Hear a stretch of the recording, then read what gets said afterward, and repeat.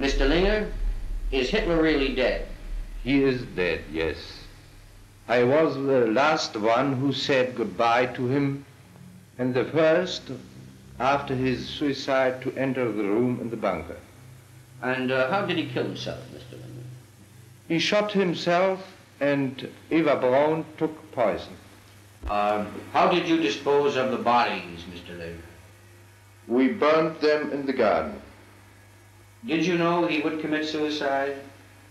He gave me the order 5 days before to get gasoline to burn the bodies.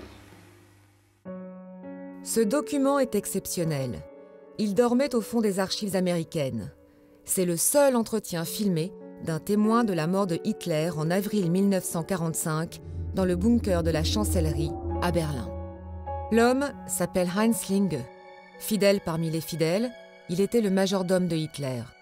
Il vient de passer 10 ans dans les prisons soviétiques. C'est un témoin capital de l'histoire.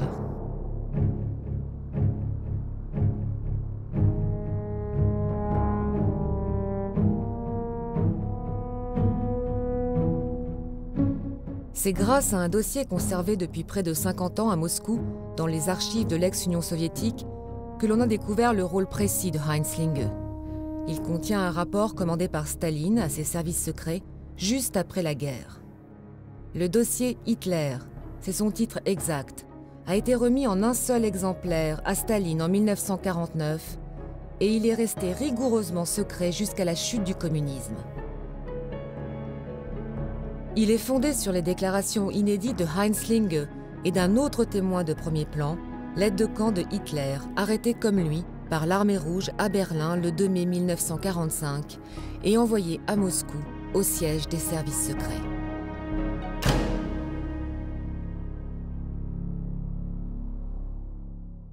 Alors on peut s'interroger sur l'intérêt historique du dossier Hitler. C'est un document, à mon avis, extraordinaire parce qu'il nous donne des détails qu'on ne trouve ni dans des interrogatoires occidentaux équivalents qui ont été menés, ni dans des documents d'après-guerre, genre mémoires qui ont été écrits en Allemagne, par exemple. Mais là, on a un souci du détail qui, à mon avis, est le produit de l'importance que Staline accordait à savoir la moindre chose sur celui qui avait été son principal adversaire.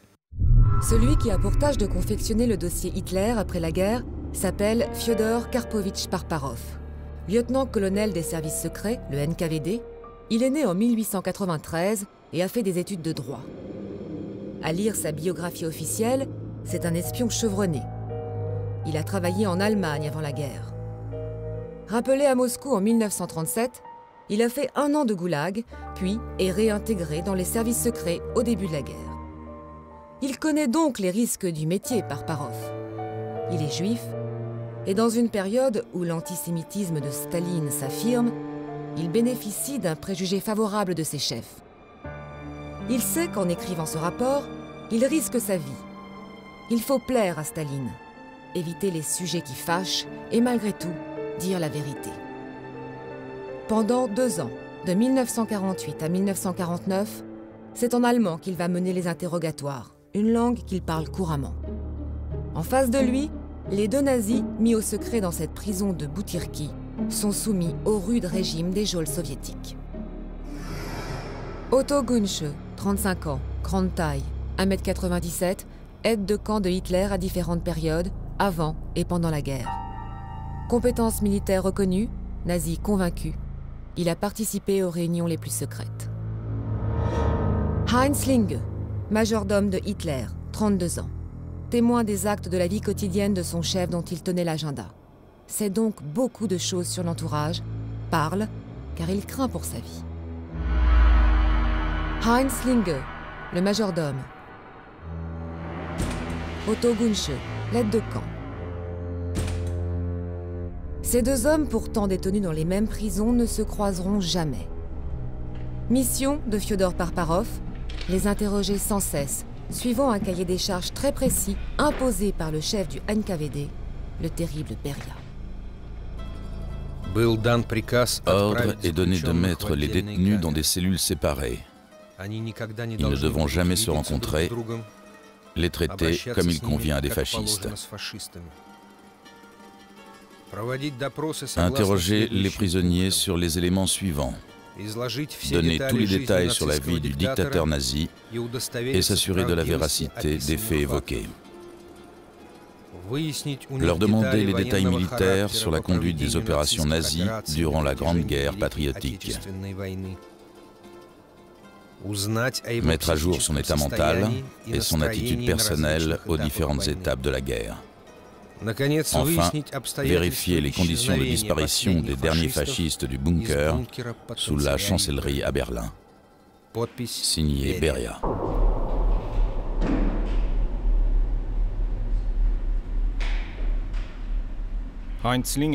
Heinz Linge, du début de la guerre jusqu'à la fin, vous êtes bien toujours aux côtés de Hitler. Oui, j'ai vu beaucoup de choses. J'étais là auprès de lui, surtout à partir des fêtes à Berlin pour le jour de ses 50 ans. Après, je ne l'ai plus quitté. Je me souviens, ce soir-là, il était euphorique. Il nous a dit « Dommage que je n'ai pas pris le pouvoir plus tôt. Je ne peux plus repousser mes projets. Je dois assurer un espace vital et des sources de richesse à l'Allemagne. » Il ne n'est jamais qu'un génie par siècle, et c'est moi. Tout le peuple est avec moi.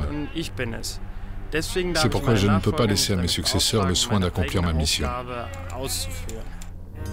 Cette mission, créer un grand Reich, Hitler l'a déjà entamée en envahissant l'Autriche, puis la Tchécoslovaquie, et il la poursuit en attaquant la Pologne le 1er septembre 1939.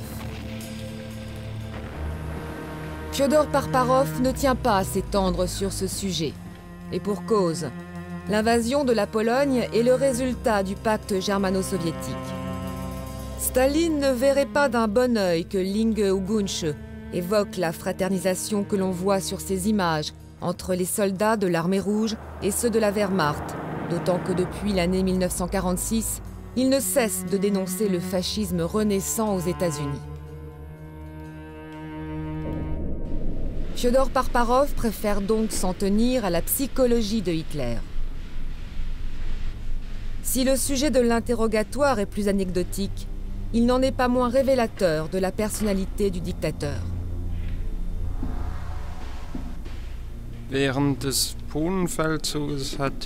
Un jour, pendant la campagne de Pologne, Hitler a voulu rendre visite aux blessés d'un train hôpital. Je l'accompagnais. Il arborait une mine faussement bouleversée en parcourant les wagons.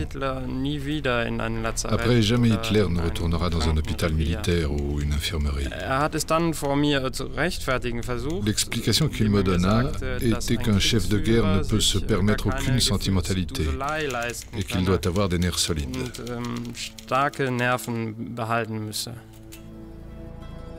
Résumé dernier interrogatoire de Heinz Linge, mai 1940.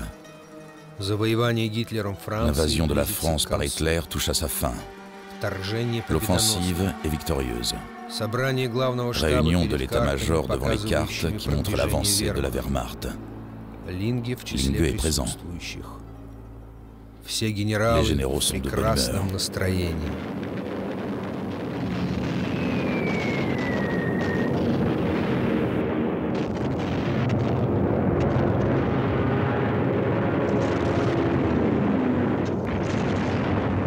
L'armée française s'est effondrée, les Allemands victorieux défilent sur l'avenue Foch à Paris. Hitler ressent plus que jamais un sentiment de puissance. Il a terrassé son ennemi héréditaire. Il est convaincu que rien ne peut plus l'arrêter. Au moment de l'armistice, le 22 juin 1940, il a tenu à ce que la signature se fasse dans la forêt de Compiègne, à l'endroit même où en 1918, les Français avaient mis en scène la défaite de l'Allemagne. Linge, le majordome du Führer, est là. On le voit ici, qui se précipite lorsque Hitler arrive et monte dans le wagon. Il est encore là, au garde à vous, lorsque les Français vaincus arrivent à leur tour. Gunsch, lui, il est là, dans l'encadrement de la porte du compartiment où vont se dérouler les pourparlers d'armistice. Et puis là, on le voit de dos. On ne confie pas cette tâche à n'importe qui. Fiodor Parparov, s'il sait s'y prendre, a donc beaucoup d'informations à tirer de Otto Gunch. Selon certaines sources, les interrogatoires avaient lieu la nuit, après des séances de conditionnement psychique et physique. Selon d'autres, cela se passait durant la journée. Les deux prisonniers étaient interrogés tout à fait normalement. Ensuite, on préparait de nouvelles questions, on retapait les documents, on les relisait. Cela pouvait traîner une semaine, un mois ou bien plus. Ce qui m'a vraiment étonné, ce sont les photographies de Gunch et Linge en 1945 et celles qui ont été prises 10 ans plus tard. C'est le jour et la nuit. Il est difficile de considérer qu'ils étaient bien traités. En 1955, sur les photos, ce sont deux vieillards.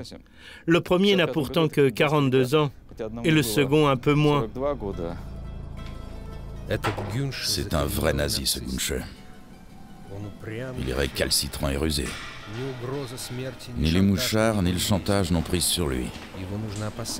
Faut que je me méfie. C'est un ennemi acharné de notre patrie. Les indications qu'il donne sont souvent loin de la vérité.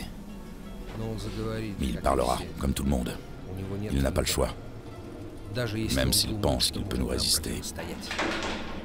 Otto Gunch, c'est vous qui êtes là, debout, dans l'encadrement de la porte? Oui, car j'ai reçu l'ordre de Hitler de veiller à sa sécurité personnelle. J'avais pour instruction de me tenir près de la porte en verre qui séparait le wagon en deux. Avec mes 2 mètres de haut, on pouvait me voir de tous côtés. Comme Hitler se méfiait des réactions des Français, de leur impulsivité, j'avais donc ordre de tirer sur tout membre de leur délégation qui oserait se comporter de façon inconvenante envers Hitler.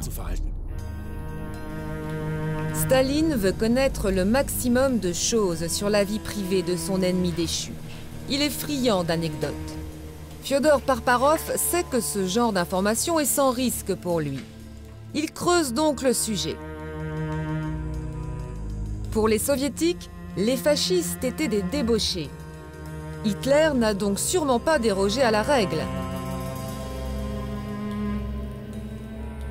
Les rumeurs sur ses amours pullulent.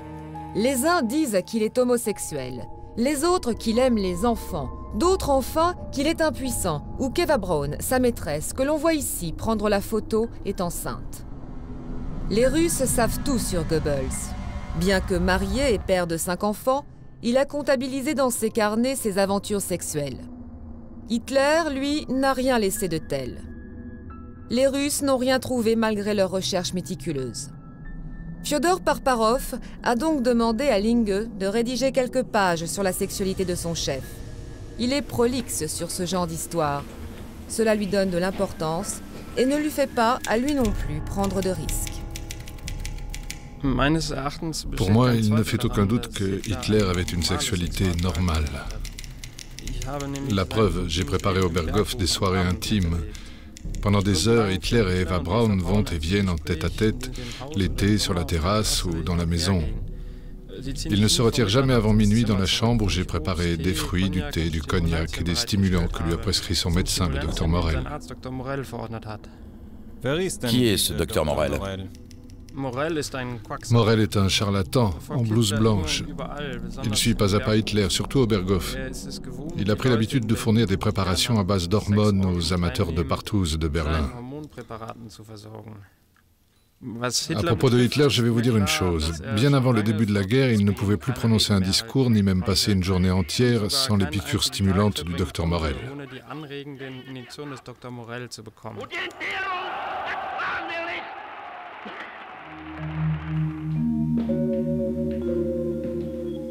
Hitler avait-il des goûts sexuels particuliers? Non, pas que je sache.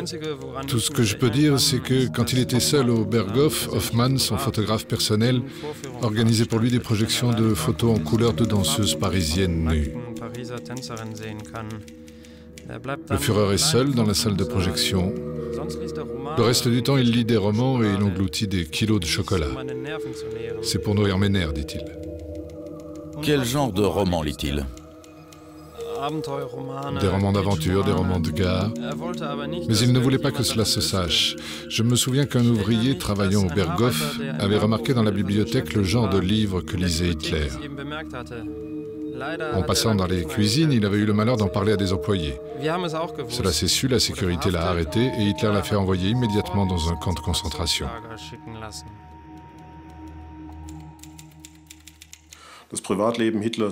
La vie privée de Hitler a toujours été un sujet d'intérêt. Pas seulement à cause d'Eva Braun, mais parce qu'on savait déjà très tôt, de son vivant, que Hitler avait eu une liaison avec sa nièce, Jelly Robal. En fait, il n'a jamais vécu une vie de couple normale avec qui que ce soit. Il y avait des rumeurs qui circulaient à l'époque. Hitler disait, paraît-il, « Ma femme s'appelle l'Allemagne ». C'est évidemment un sujet qui a déchaîné sans arrêt les imaginations. À travers des films privés tournés par Eva Braun, on peut mieux s'imaginer comment ce couple, si on peut l'appeler ainsi, a fonctionné. Vous savez, le dossier Hitler, lui non plus, ne donne pas une réponse définitive à la question de savoir quelle sorte de relation conjugale Hitler a vraiment entretenue avec Eva Braun.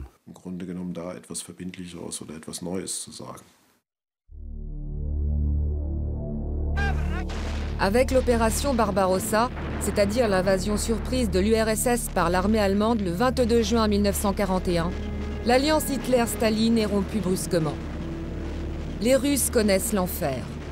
En 5 mois, ils perdent 1 500 000 soldats. Une fois de plus, Fyodor Parparov ne va pas s'étendre sur cet épisode qui met en cause le peu de lucidité et le manque de réactivité du camarade Joseph Staline. Il ne faut pas le provoquer alors qu'en ces années 1947-1948, il est au fait de sa puissance. Le culte de la personnalité atteint des sommets. Fyodor Parparov, en accord avec son chef Beria, préfère donc aborder un sujet plus flatteur, le siège de Leningrad et la résistance farouche de la population russe. La toute-puissance de Hitler commence à s'effriter. Le général hiver s'installe. La Wehrmacht n'a pas d'équipement adapté. C'est un sujet sur lequel Heinz Linge parle, là encore, facilement. Comment Hitler a vécu la résistance de Leningrad ? La ténacité de la ville le rend fou de colère. Il est de plus en plus irritable. Il accuse ses généraux d'être des incapables. Il hurle, tape du poing sur la table. Il faut tenir à n'importe quel prix. Il répète sans cesse « Je vais raser cette ville et anéantir sa population. Leningrad ne se relèvera jamais. »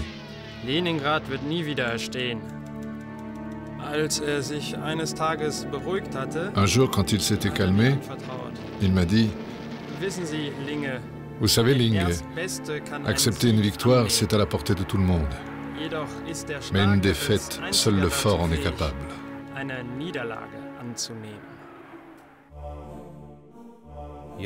Je me souviens bien, c'était il y a près de 5 ans, pendant l'automne 1942. Après l'échec des Allemands devant Leningrad, puis Moscou, enfin, le tournant de notre grande guerre patriotique. Dans la neige, le froid, la boue, les Allemands ont subi le harcèlement des partisans sur un terrain qu'ils ne connaissaient pas. Notre population s'est sacrifiée en brûlant les maisons, le fourrage, les réserves de carburant. Cette politique de la terre brûlée a épuisé les nazis qui piétinaient devant Stalingrad et dans le Caucase. Notre pays est dévasté. Il y a aujourd'hui beaucoup de ruines, beaucoup de misère.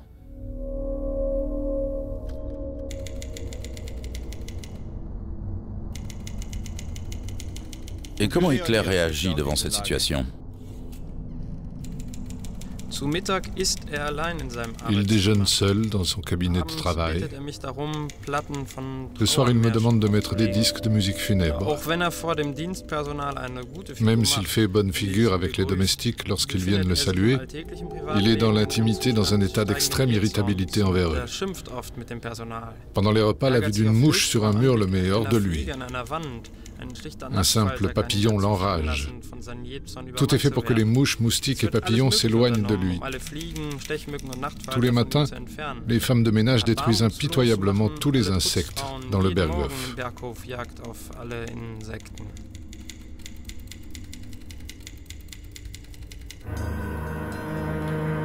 En pleine bataille de Stalingrad, alors que la 6e armée de von Paulus est encerclée par l'armée rouge, Hitler rappelle auprès de lui Otto Gunzsche, qui avait été membre de sa garde personnelle à Rotonde. Gunzsche, qui était jusque-là dans la SS Leibstandarte, la division favorite du Führer stationnée en France, arrive le 12 janvier 1943 au quartier général de Hitler, à la Tanière du Loup, près de Rastenburg, en Prusse orientale. Hitler en fait aussitôt son aide de camp.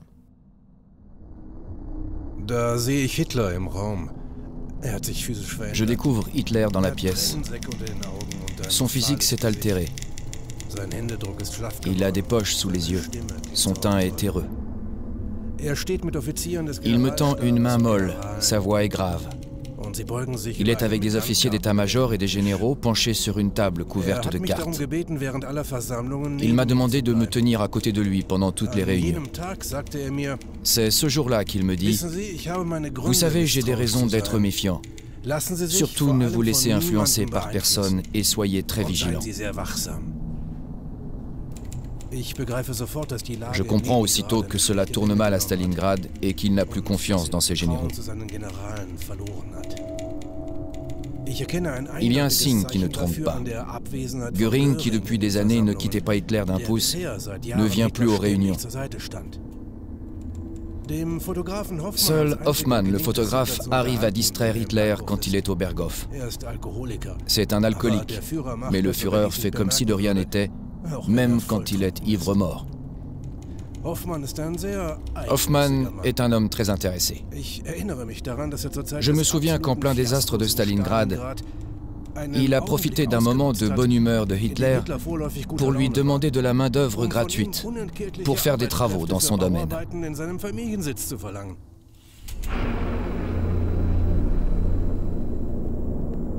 À Stalingrad, von Paulus et son armée sont à bout de ressources.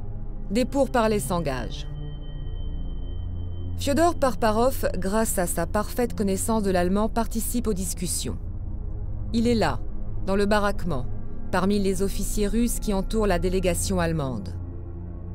C'est d'ailleurs lui qui réussit à convaincre le général von Paulus de se rendre. Plus de 100 000 soldats de la Wehrmacht sont faits prisonniers. En reconnaissance, Staline gratifie Fyodor Parparov de sa première étoile rouge. Il vit cela comme une réhabilitation. Parparov devine que quelques pages consacrées à la bataille de Stalingrad feront le plus bel effet dans son rapport. Le maréchal Staline s'en trouvera d'autant plus flatté qu'il vient en 1948 de faire tomber la Tchécoslovaquie dans l'escarcelle communiste. C'est un coup de maître qui renforce son sentiment de supériorité.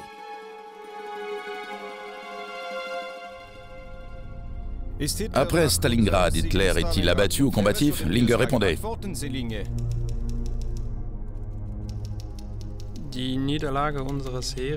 La défaite de notre armée à Stalingrad a sur Hitler des effets terribles. Sa main tremble au point qu'il ne peut plus porter un objet. Il ne peut plus tenir sans les piqûres stimulantes du docteur Morel.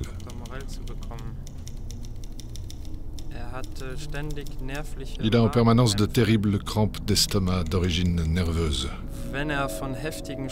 Quand il se tord de douleur, je lui administre de l'opium.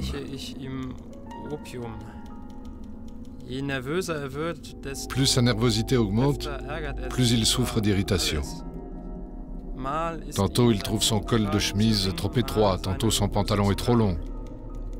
Il se plaint de démangeaisons. En plus, il a peur qu'on l'empoisonne. Dans les cuisines, il exige des analyses méticuleuses pour la totalité de ses aliments. L'eau de cuisson elle-même doit être examinée. Morel lui fait avaler tous les somnifères imaginables. Hitler a fait installer dans les pièces où il se trouve des bonbonnes d'oxygène, car il dit qu'il a du mal à respirer.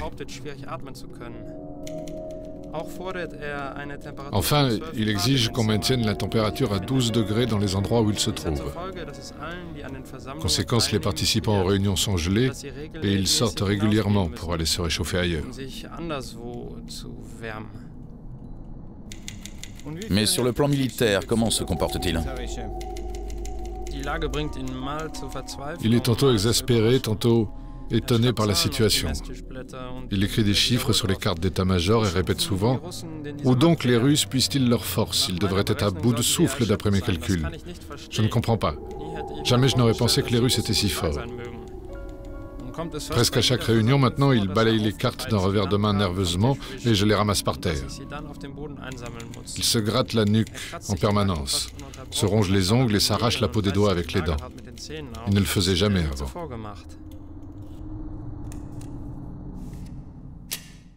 Les mois qui suivent Stalingrad, ou les 2 ans qui suivent Stalingrad, occupent la plus grande partie du dossier. Ce qui est intéressant dans le rapport, c'est qu'on voit un Hitler de plus en plus incohérent, absurde dans ses décisions, et en même temps qui s'obstine. En fait, à la fois Hitler a conscience très tôt que la guerre est perdue, ça c'est son cerveau rationnel, mais son cerveau idéologique lui dit en permanence que la volonté peut tout et qu'il faut continuer jusqu'au bout parce qu'on a une chance de l'emporter malgré tout. On a un individu qui correspond souvent à ce que nous caractérisons comme l'irrationalité, l'absurde, le grotesque, le ridicule, et en même temps un individu doté d'un pouvoir absolument gigantesque.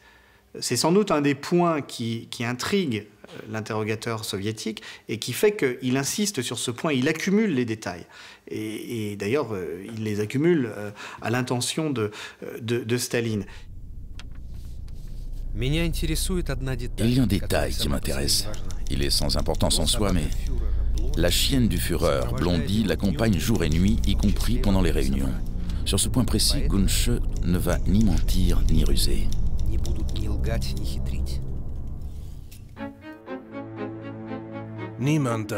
Personne ne touche la chienne du Führer.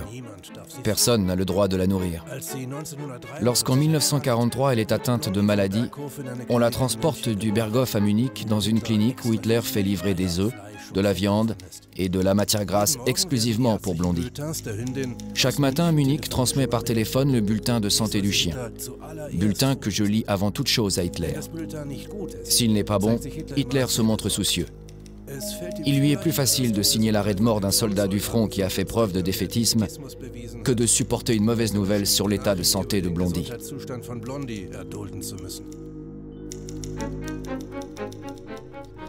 Hitler est-il aussi prévenant pour Eva Braun? Au Berghof, Eva Braun ne se plaint jamais. Et lorsqu'il y a des invités, elle joue sans rechigner un rôle de maîtresse de maison, mais uniquement devant le premier cercle de Hitler. Mais dès qu'il y a un dîner officiel et qu'un visage étranger apparaît, Hitler fait un geste et Eva Braun se retire.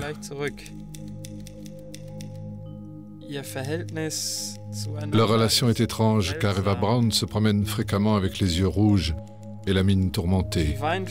La femme de chambre la surprend souvent en larmes.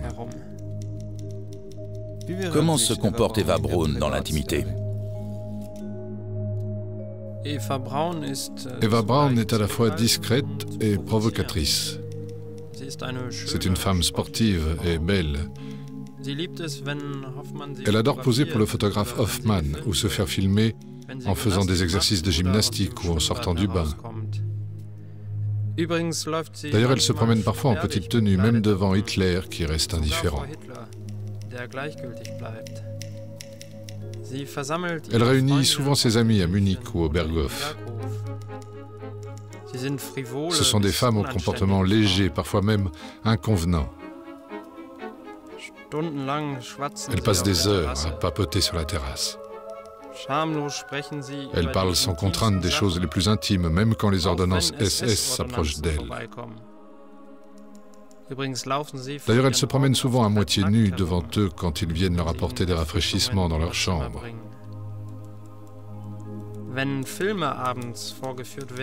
Le soir, lorsqu'on passe des films, elle commente à voix haute comment les acteurs sont bâtis. Quel beau mâle, disent-elles.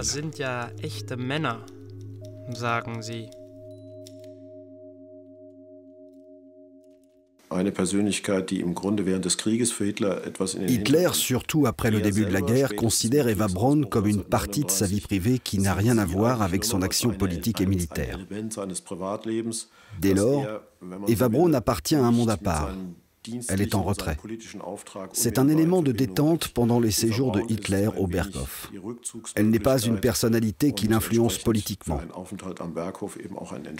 C'est vrai, Eva Braun apparaît à plusieurs reprises, malheureuse, peut-être en raison de sa relation avec Hitler. Il est même fait mention de tentatives de suicide. Beaucoup de sources le confirment.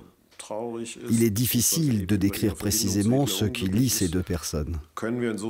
Eva Braun est assurément attachée corps et âme à Hitler, alors que l'attachement de Hitler est bien moins intense. C'est un rapport à sens unique. C'est peut-être une des raisons pour lesquelles elle l'a rejoint à Berlin en 1945. Elle voulait lui montrer qu'à ses yeux à elle, ils formaient un couple, même si ce n'était pas le cas pour Hitler. La campagne de Russie a coûté la vie à 3 250 000 soldats allemands. Pourtant, le moral du Führer est au beau fixe. Il a en main un rapport dont le contenu peut, selon lui, faire basculer la guerre. Il est signé Wernher von Braun. Ce savant, déjà célèbre, est l'inventeur d'une nouvelle fusée télécommandée appelée plus tard V2. En 1949, Fyodor Parparov sait que von Braun a été récupéré par les Américains. C'est lui qui sera à l'origine du programme spatial de la NASA et de la conquête de la Lune. Otto Gunsch, vous avez rencontré Wernher von Braun? C'est en mars 1943, si je me souviens bien, que Wernher von Braun vient présenter ses nouvelles armes à Hitler. On lui projette un film sur le premier lancement réussi de la V2. Puis von Braun fait un long exposé pendant lequel Hitler applaudit à tout rompre. Ensuite, le Führer nous raconte avec enthousiasme des scènes de destruction inimaginables. Il décrit avec force détail une explosion si gigantesque qu'elle peut détruire un quartier entier en anéantissant toute forme de vie. Les assistants sont ravis. Le rêve de Hitler et de ses acolytes du Berghof ne se réalisera pas. Les V2, après de nombreux ratés, ne seront opérationnels qu'1 an et demi plus tard.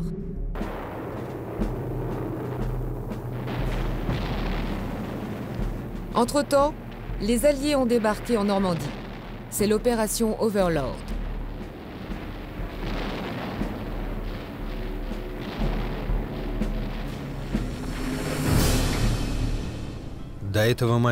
Jusque-là, tout le poids de la guerre reposait sur nous.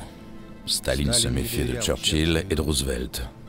Il pensait peut-être avec raison que les Anglo-Américains voulaient s'entendre avec les nazis sur notre dos.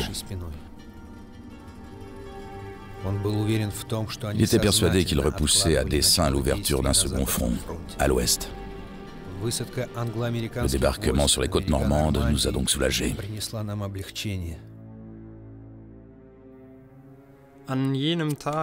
Ce jour-là, le 6 juin 1944, je réveille Hitler de très bonne heure. Jodl lui annonce au téléphone que les Anglo-Américains ont envahi la France à l'aube.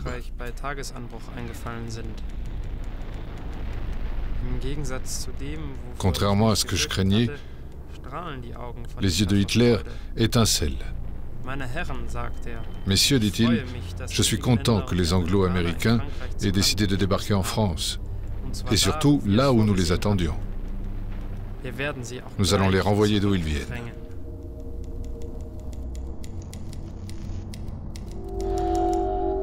Visiblement, Hitler n'est plus dans la réalité.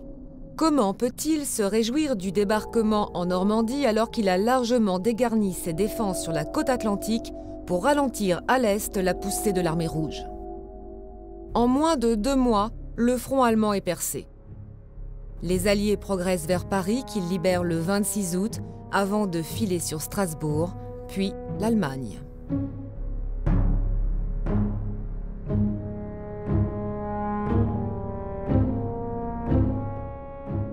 Sling, pensez-vous qu'Eva Braun est consciente de la situation? Eva Braun, les horreurs de la guerre ne la touchent pas. Elle vit sa vie insouciante au Berghof avec sa famille et ses amis.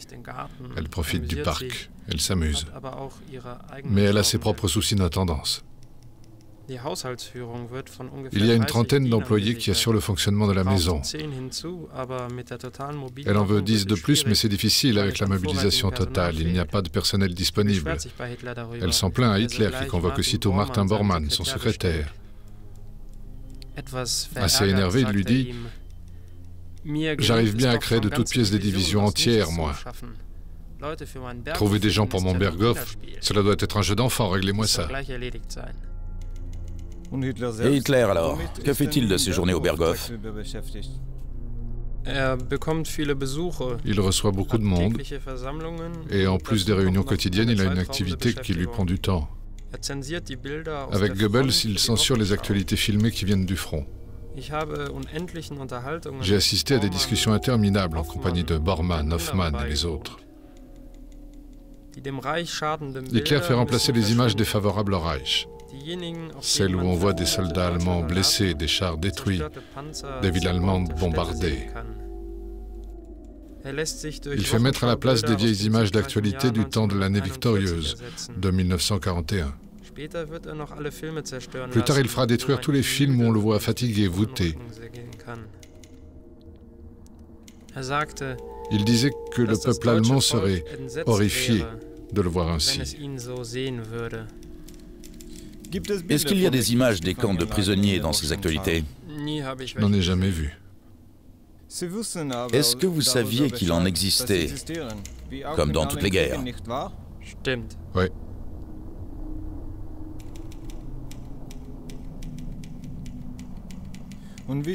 Et des camps de concentration? Oui. Qu'est-ce que vous savez exactement? Je sais... Bon, je sais que l'or utilisé par le dentiste de Hitler pour ses plombages lui a été fourni par la SS. C'est de l'or saisi par la Gestapo sur les prisonniers. J'ai entendu dire que les dentistes SS des camps de concentration cassent les dents des prisonniers morts et enlèvent aux vivants l'or de la bouche.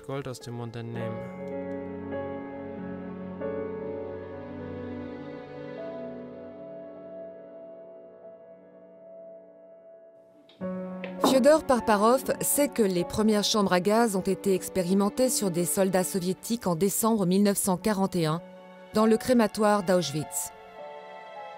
Les nazis ont enfermé une cinquantaine de prisonniers dans une pièce et jeté un gaz mortel, le Zyklon B, par des bouches d'aération.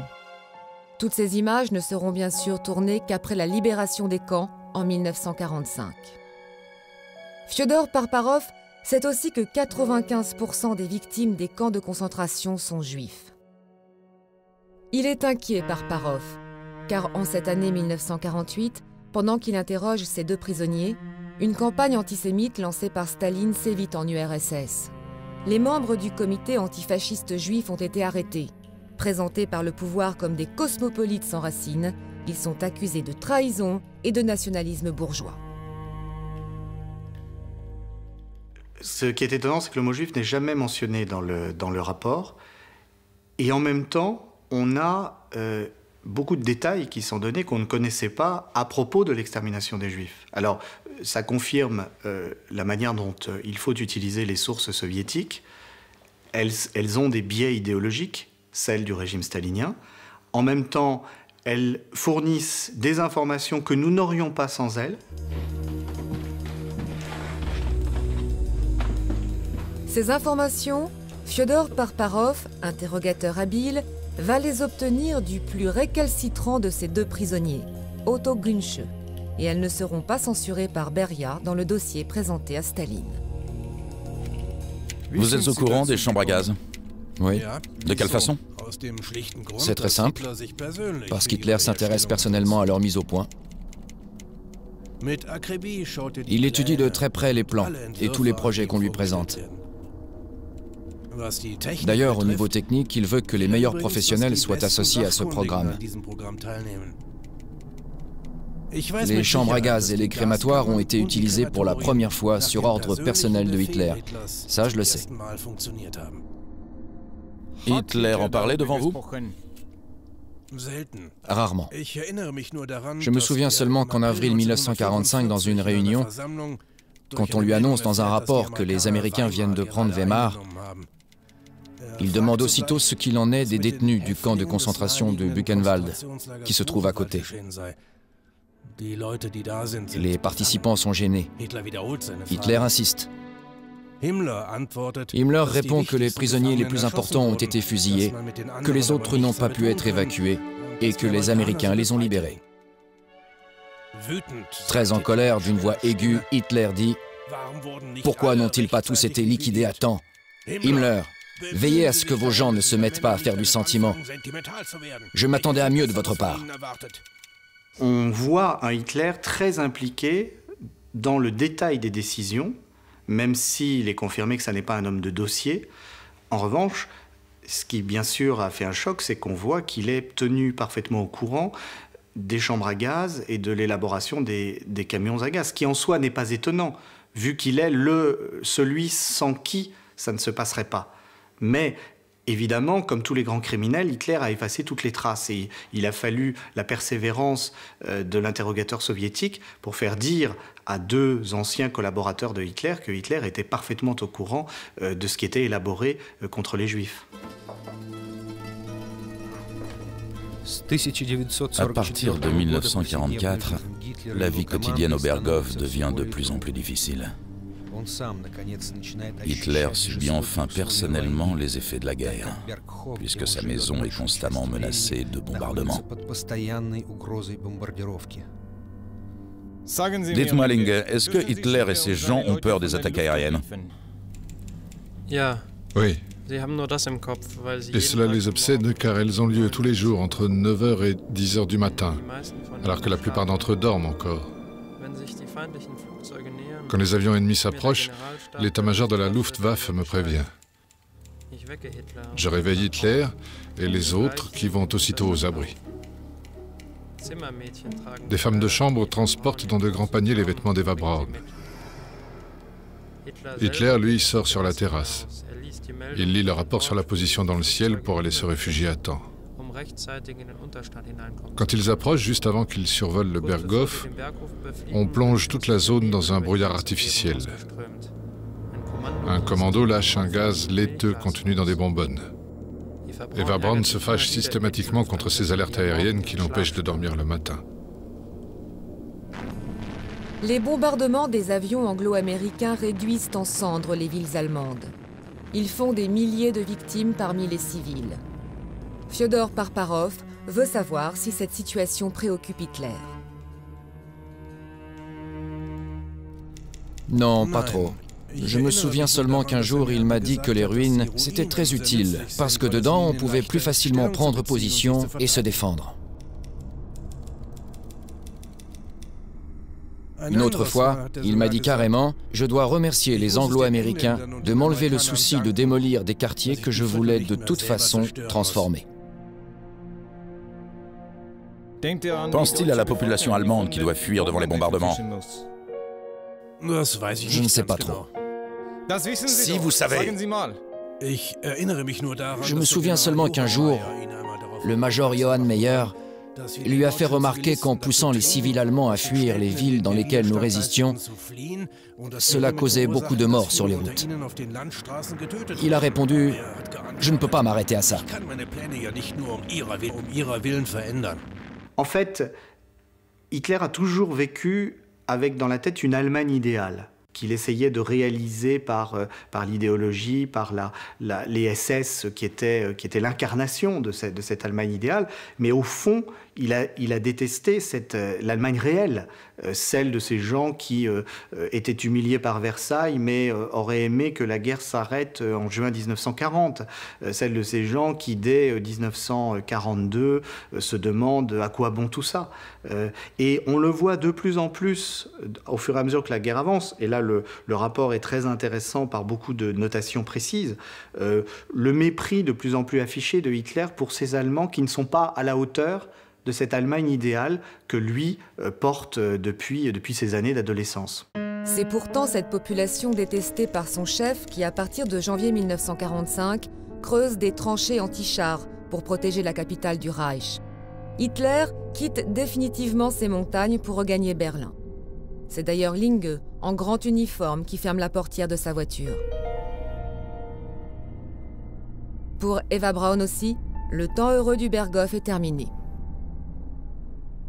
Elle rejoint Hitler dans le bunker creusé sous la chancellerie où il vit désormais. La ville est assiégée. Dans quel état physique se trouve Hitler? Depuis la fin de 1944, Hitler boit à tous les repas une quantité considérable de schnapps et de cognac. Autrefois, il buvait en faisant la grimace parce qu'il n'aimait pas l'odeur de l'alcool.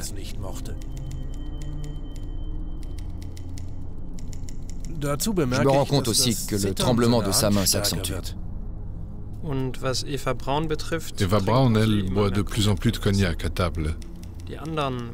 Les autres, Martin Bormann, Hoffmann, Fegelein, son beau-frère, ou Madame Gerda Christian, la secrétaire, avalent un mélange de champagne, de cognac et de schnapps.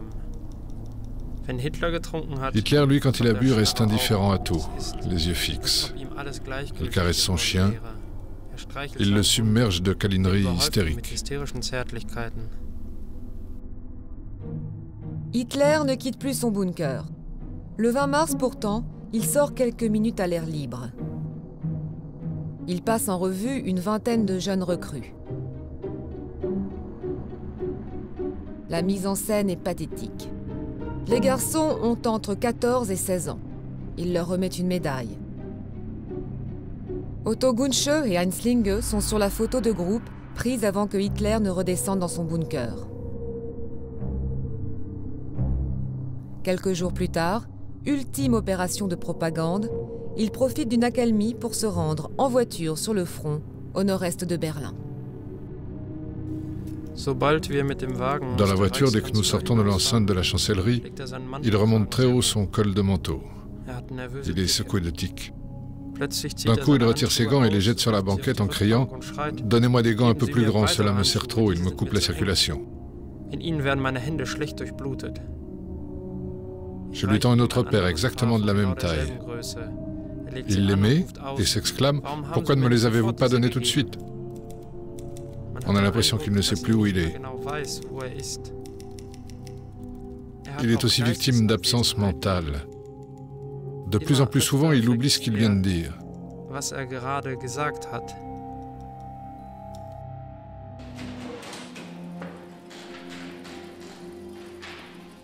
Lorsque Fyodor Parparov aborde à l'automne 1948 la partie la plus importante de sa mission, définir les circonstances de la mort de Hitler, Berlin est au centre des préoccupations de Staline.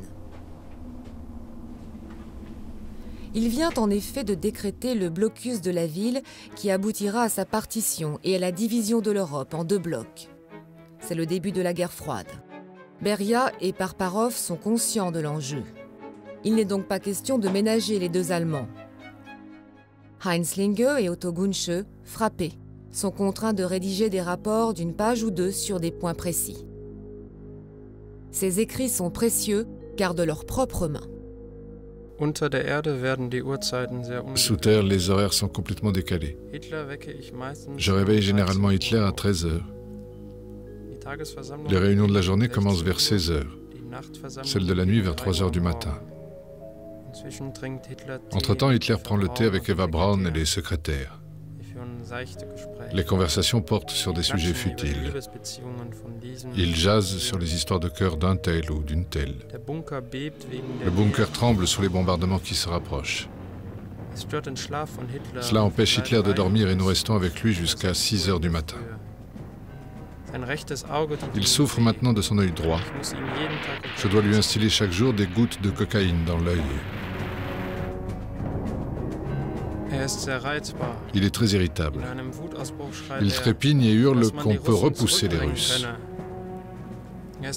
Il est persuadé qu'il dispose encore de 6000 à 8000 SS. Quand on lui dit qu'il n'a pas le 5e de ces chiffres, il dit qu'on lui ment, qu'on le trompe, même nous. Les salves d'obus s'abattent sur la chancellerie au-dessus du bunker. La poussière et les odeurs de soufre pénètrent jusque dans le bureau de Hitler. De plus en plus de soldats allemands se rendent. Le Führer et son entourage sont à portée de main de l'armée rouge.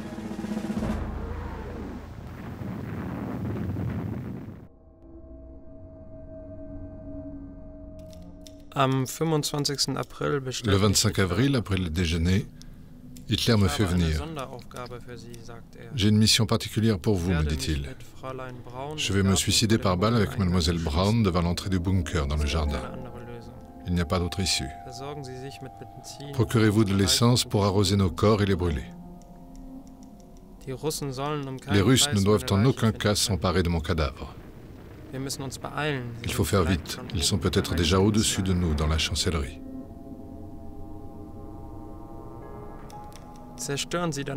Après, vous détruirez tout ce qui se trouve dans mon bureau et dans mes appartements. Rien ne doit rappeler ma personne. Je promets de tenir parole. Je commande 120 litres d'essence. On en remplit 6 bidons qui sont déposés à la sortie du bunker dans le jardin. Le lendemain, il a changé d'avis. J'ai réfléchi, je ne vais pas me suicider dans le jardin avec Mademoiselle Braun, mais ici, dans le bunker. En fait, il a tenté une sortie du bunker au moment où un obus tombait à proximité. Il est redescendu aussitôt terrorisé. Résumons-nous. Depuis 1945, nous cherchons les preuves de la mort de Hitler. On a retrouvé les cadavres de Goebbels et de sa femme Magda et de leurs 5 enfants dans le jardin de la chancellerie. Mais pas de certitude pour autant en ce qui concerne 2 autres corps calcinés trouvés à 3 mètres de la porte du bunker. Moi, je tiens les 2 seuls témoins oculaires de la disparition du dictateur, et leur version qu'ils m'ont écrite concorde.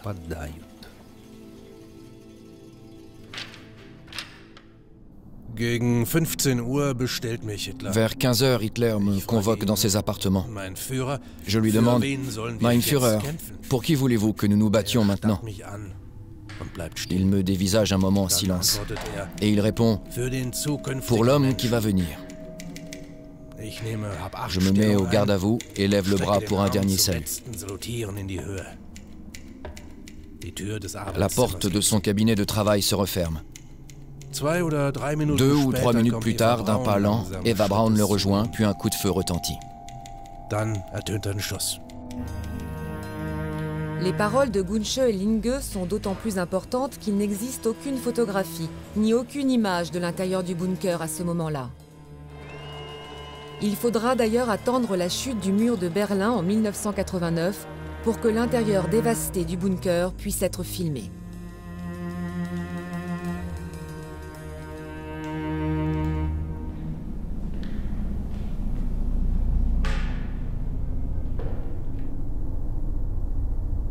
Vous aussi, vous n'avez entendu qu'un coup de feu? Oui, un seul. Vers 15h30. J'ai dit à Otto Gunsche, je pense que c'est fait. Nous entrons avec Martin Bormann dans l'antichambre. Une odeur de poudre me saute au nez. Hitler est assis sur le côté gauche du divan. Il est mort. À côté de lui, Eva Braun, morte aussi. Sur la tempe droite de Hitler, une plaie grande comme une pièce de monnaie. 2 rigoles de sang coulent sur sa joue. Sur le tapis, une flaque de sang. À côté de ses pieds, il y a ses 2 pistolets Walter. Eva Braun est assise sur le divan, les jambes remontées, ses lèvres serrées. Elle s'est empoisonnée au cyanure de potassium. Je déplie les couvertures afin d'y envelopper Hitler. Otto Gunche crie « Le Führer est mort ». Avec un garde, je transporte le cadavre de Hitler. Ses pieds dépassent de la couverture. Otto Gunche s'occupe d'Eva Braun et se dirige vers la sortie.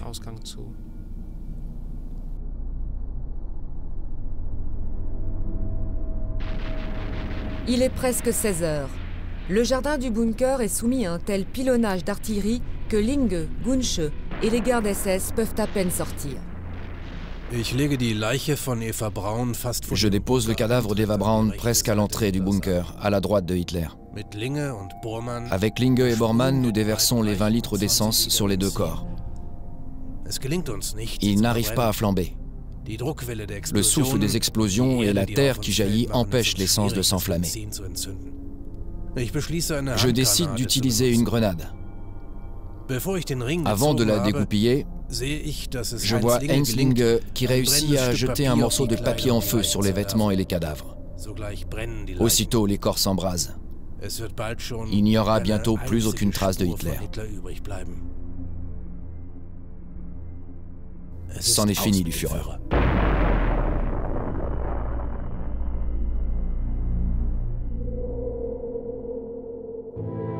En 1949, l'année de ses 70 ans, le maréchal Staline, en pleine gloire, lit et classe dans ses dossiers personnels le rapport établi par le colonel Fyodor Parparov. Il ne l'a pas annoté, nous ne savons donc pas quel enseignement il en a tiré. Au fond, il n'avait rien à apprendre de quiconque en matière de mépris de la vie humaine, Staline. N'a-t-il pas peuplé le goulag et imposé un système totalitaire à une grande partie de l'Europe ? Mais dans le meurtre de masse à l'échelle industrielle, Hitler, lui, a une dimension qui dépasse tout ce qu'on a connu. Le rapport montre son implication directe. Pour le programme d'anéantissement des Juifs, Hitler tient une place à part dans l'histoire du monde.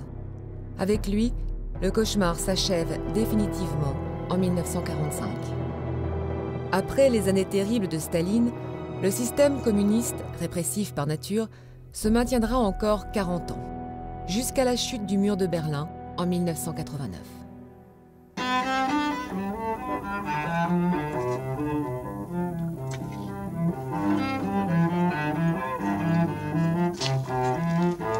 Les deux plus grandes tragédies du XXe siècle n'ont pas fini d'interroger les hommes.